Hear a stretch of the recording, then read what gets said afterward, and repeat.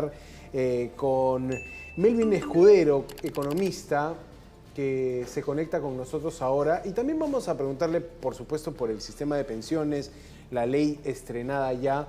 Pero inicialmente, para poder atar historias, Melvin, gracias por su tiempo, muy buenas noches. El tema de un día sin trabajadores movilizándose, tardanzas, faltas, inasistencias en el centro laboral. ¿Cómo ralentiza la economía diaria esta situación, Melvin? Buenas noches, gracias por su tiempo. Buenas noches y gracias por la invitación. Bueno, es una situación realmente insólita que el crimen esté llegando a estos niveles de que pueda paralizar una ciudad como Lima, ¿no? Que es el pulmón, el corazón del país, especialmente por la importancia relativa que tiene. Pero si pasa en Lima, seguramente está pasando en provincias. El tema de seguridad ya hace rato se ha convertido en el principal factor donde los ciudadanos estamos reclamando acción inmediata del Estado. Y no está pasando lo que todos queremos, y esta situación no puede ser sostenible. Es una alarma y es importante, insisto, tomar acción a todos los niveles del Estado con el objeto de que la criminalidad y este tipo de extorsiones efectivamente no sean una preocupación de nadie. Hay que eliminar estos mecanismos. Económicamente hablando, es bien grave, ¿no? O sea, es casi como si fuera un día feriado donde la gente trabaja a medias o al 50%. Entonces afecta seriamente la productividad. El PBI obviamente lo ve disminuido. Un día no hace el año, pero es importante. Y si esto empieza a repetirse, porque ya son varios días de paros parciales, está generando un problema, digamos, estructural en el transporte de la ciudad, es insostenible. Entonces hay que tomar cartas en el asunto de manera inmediata porque el impacto económico es mucho mayor que el impacto de la criminalidad de por sí respecto al valor, digamos, de que ellos puedan sustraer de la población. Estamos hablando de más de 7 soles o 10 soles o 15 soles, que parece muy poco diario, pero cuando uno va sumando y se vuelve bastante significativo. Entonces no podemos parar una maquinaria que es la economía, producto del crimen organizado, ¿no? Claro, sí, no, así como lo pones en esa frase final, me suena a México, ¿no? Lo que está pasando con Culiacán, que los grupos armados cierran carreteras y todo el mundo guarecido en sus casas sin poder trabajar. Eso es el crimen organizado, haciéndole la bronca al Estado de tú a tú. ¿Ah? Es una situación muy complicada. Pero Melvin Escudero es economista y también maneja otro tipo de impactos, ya no el impacto de esta paralización, quizá el impacto económico del nuevo sistema de jubilaciones que vamos a tener los peruanos, porque se reformó la ley AFP, el gobierno la aprobó, la ha saludado, he escuchado al premier hasta defenderla, decir que es buena. ¿Es tan buena como se dice esta nueva ley de AFPs? ¿Tiene que hacerse algún ajuste? Sobre todo esta pregunta también, ¿le va a costar muy caro al Estado? Cuéntame un poco de eso. Bueno, en primer lugar, ya era hora que se hiciera una reforma, porque ha habido una serie de cuestionamientos en los últimos años respecto al modelo, a la sostenibilidad del sistema, y el punto que derramó, digamos, la leche en el vaso fue justamente los 7 retiros que han hecho que el ahorro previsional prácticamente se caiga a la mitad, ¿no? Esto es muy lamentable porque hay 9 millones de peruanos que tienen ahorros, 5 millones no tienen nada, están en cero, porque el último retiro se está terminando de efectuar y de los 4 millones que quedan, en realidad solo 2 millones tendrían una pensión más o menos decente y los otros 2 millones también estarían como que debajo de la pensión mínima. Entonces, el quo vadis del modelo del sistema privado de pensiones y del Sistema Nacional de Pensiones han sido los retiros. Una situación lamentable que va a tomar años en recuperar para la mayor parte de peruanos. La reforma trae entonces algunas medicinas post-retiros. Y estas medicinas son positivas, ¿no? Porque lo que está anunciando desde lo más alto del Congreso y el Ejecutivo es decir que el sistema previsional es bueno, que un viejito que se jubila y tiene su pensión es bueno, que esa pensión debería ser decente. Entonces, lo que está haciendo la reforma, por ejemplo, en el tema de la pensión, es ponerle un piso, se llama pensión mínima. Claro. Eso no existía. Entonces, la pensión mínima existía en el sistema de pensiones estatal, pero no en el privado, en las AFPs. Ahora es para ambos, 600 soles. Esto es muy positivo. Lo otro es que cuando uno cumplía 18 años y empezaba la edad de trabajar, uno no estaba obligado a afiliarse a ningún sistema. Esta norma obliga a que todo ciudadano con DNI se tenga que afiliar a un sistema, ¿no? Por default, o sea, digamos, si no escoges, te van a afiliar de manera automática al sistema estatal. Yo no estoy de acuerdo con esa medida, estoy de acuerdo en que está bien que se afilie a la gente, pero no al sistema estatal porque sabemos que la ONP está quebrada por definición. Y lo único que va a pasar en los próximos años es ahondar mucho más su déficit estructural. ¿Tendría que haber una reforma más ahí? Dinero va a ser drenado a través de la ONP para pagar pensiones. ¿Tú crees que tendría que haber algún ajuste posterior a la norma para equiparar la ONP? Porque ahora como que se dejó un poco flotando la idea de cómo va a ser la futura ONP, ¿no? Se entiende que esto, uno de los datos más importantes es esta pensión mínima de 600 soles, que parece una buena base para una pensión mínima actual que podría ser, hay gente que decía recibo 250 soles, 300 soles de pensión, ¿no? Correcto, por eso es positivo este tema, la universalidad de la pensión también es positiva, pero ambos modelos, a pesar de esta reforma que tiene cosas positivas y buenas, como por ejemplo la pensión por consumo, ¿no? Muy criticada, mucha gente está en contra, que el déficit fiscal, que el impacto económico es muy negativo. La verdad es que ahí todavía hay ciertos grupos que están, digamos, contradiciendo respecto de los cálculos, pero ya muchos estudios demuestran que el costo fiscal va a ser relativamente modesto. Estamos hablando de 0.3 del PBI, y en el peor de los casos exagerando 0.5% del PBI, ¿no? Y para poder apoyar a la población que va a envejecer en los próximos años, es una cifra que incluso es inferior a lo que se invierte en otros países donde esto representa 2, 3, 4 puntos porcentuales del PBI, ¿no? Entonces, por ese lado, la universalidad del modelo, incluyendo la pensión de consumo, que es 1%, hasta 8 UITs de todas las boletas, es algo positivo porque va a hacer que más peruanos tengamos un ahorro de pensiones administrado de una manera profesional. Ajá. Lo otro positivo del modelo es que con la reforma se está permitiendo también el ingreso de más operadores, que no solamente sean las AFPs, que los bancos, las compañías de seguros, los reglamentos, que tienen un plazo hasta 6 meses, en este caso la SBS, la Superintendencia de Bancas, Seguros y AFP, que tiene que emitir los reglamentos junto con el Ministerio de Economía, ¿no? Porque ahí esto es un tema de decreto supremo.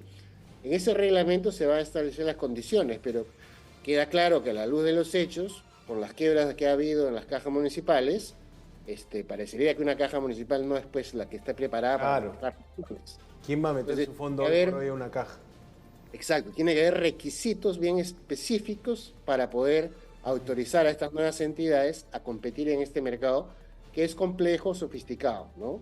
Otra medida importante, digamos, en este tema es el tema de la reforma de la ONP, donde se está pensando en incluir cuentas nocionales, o sea, que sean como en el caso de las AFP, cuentas identificables. Individuales, ¿no? Y el tiempo, ¿no? Porque la ONP no tiene cuentas. Era un fondo solidario, ¿no? Era una gran olla donde estaba todo, ¿no? Claro. Exactamente, es un pozo y ahí, de acuerdo a las reglas matemáticas, se va distribuyendo, pero como el pozo no alcanza, papá gobierno tiene que ir poniendo mes a mes montos cada vez más crecientes, ¿no? Y esto con la pensión mínima y todo este modelo va a aumentar. Entonces sí hay un compromiso del Estado bastante importante dentro de es el financiamiento de estas pensiones mínimas. Ahora, respecto a esa pensión por consumo, me pongo un poco del lado de los que han criticado esa pensión por consumo, ¿no? La pensión por consumo, nos explica Melvin Escudero, es ese reembolso de un 1% que hagas de, digamos, de los gastos que realice una persona mediante canales formales. Y aquí leía, por ejemplo, a la Oficina de Investigación del BBVA Research, que textualmente dice, esto favorece principalmente a las personas de ingresos más altos y que además son las personas que más compran en establecimientos formales. O sea, como diciendo un poco, esto no está tan adecuado a la gran informalidad de nuestro país. ¿Cómo crees allí que puede mejorarse esto? ¿O qué te parece esta mirada un poco crítica de esa pensión por consumo? Sí, yo creo que el hecho de que tenga un tope de 8 UITs limita ese efecto que se está comentando en ese análisis que ha realizado el BBV, ¿no? Porque efectivamente con 8 UITs la gente más rica gasta mucho más que eso y no se va a beneficiar en adicional. Lo que sí, la norma, lo que está buscando también de alguna manera es promover la formalización. Es cierto que 7 de cada 10 peruanos es informal y viven en la economía informal, entonces no te pide recibo, ni factura, ni nada de esto, ¿no? Entonces, esto sí va a ayudar a que estas personas, informales incluso, empiecen a pedir su boleta con DNI, porque algún ahorro les va a caer. No hacerlo es ahorrar cero, ¿no? Y si me va a caer 10 soles, 50 soles, imagínense que me caiga 43.000 soles, porque pongo mi boleta de consumo. Yo creo que todos los peruanos con ese incentivo deberíamos pedir nuestras boletas. Eso ayuda a la formalización de la economía, y cuanto más formal es la economía, la ciudad va a recaudar más también. Entonces hay un efecto positivo para el Estado, ¿no? Ahora, otra medida sí, que quería comentar que es bien importante, y empecé con esto de los retiros, es que esta norma le pone un candado a nuevos retiros. claro. No va a haber retiros. Corrige ese gran tema, ¿no? Corrige Correcto. hasta a nivel de ley, algo que no había visto en ningún otro país. Creo que ni Chile tiene por ley la prohibición de no más retiros, que ellos han frenado también este tipo de iniciativas, ¿no? Pero aquí por ley ya se prohíbe cualquier desembolso futuro, ¿no? Así es, ¿no? Entonces hay que rescatar eso porque lo que ha pasado en los últimos 4 años, desde el año 2020, con la pandemia, es que se está generando un populismo con el ahorro que es de largo plazo, ¿no? Entonces, es bien importante mantener los sistemas previsionales para que la gente cuando se jubile tenga un ingreso, tenga un flujo. Desde esa perspectiva, digamos, la eliminación de los retiros es importante. Y lo otro que también se está haciendo, pero de manera parcial, es la eliminación del 95.5, que solamente va a beneficiar a las personas que en este momento tienen 40 años o más. Claro, claro. ¿No? O sea, ya todos los menores ya no van a tener ese beneficio. Ahora, esto no debió existir. Es una manera ilógica, porque imagina ustedes, trabaja, cumple 65 años de edad de jubilación y lo primero que hace es retirar todo su dinero. Vas un poco en contra del sistema, ¿no? De este sistema. Claro, o sea, entonces algunos dicen, yo voy a hacer mi negocio, pero ¿sabes cuántos negocios sobreviven realmente? No, pues la gente no es empresaria necesariamente entrenada. Entonces, hay ahí un tema importante de previsión social que se tiene que mantener en el tiempo. Entonces, es importante que se haya limitado. Yo diría que eso se debió haber eliminado. No debió haber sido beneficio para nadie. Pero se está dejando el beneficio para aquellos que tengan más de 40 años. El otro tema que es importante, que se ha dejado para evaluación, es que también las empresas deben de contribuir.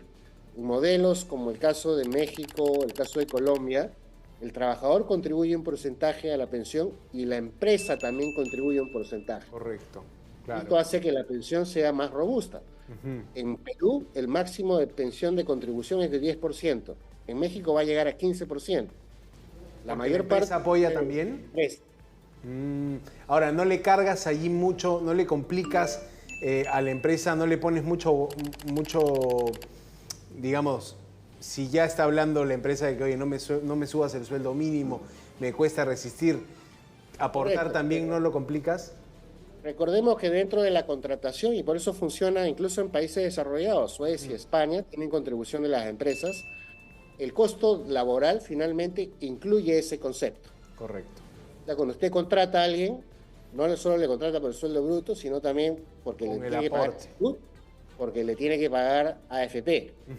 ¿No? Entonces este aporte también sería parte de la contratación. Por eso es que funciona a nivel mundial, ¿no?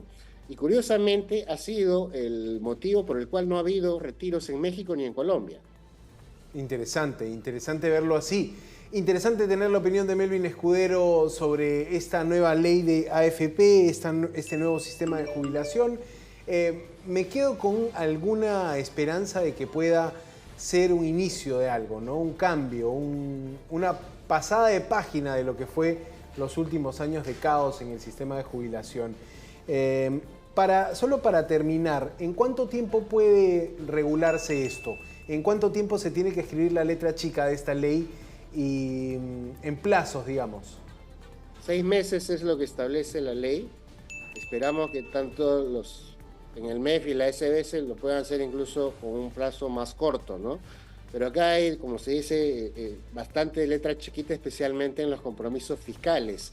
Y hemos visto que el déficit fiscal ha estado creciendo, ha venido el tema de Petroperú, ¿no? Felizmente ha habido una buena noticia a nivel internacional, digamos, que el día de ayer la clasificadora Moody's mejoró la perspectiva positiva de la clasificación de riesgo de Perú, ¿no?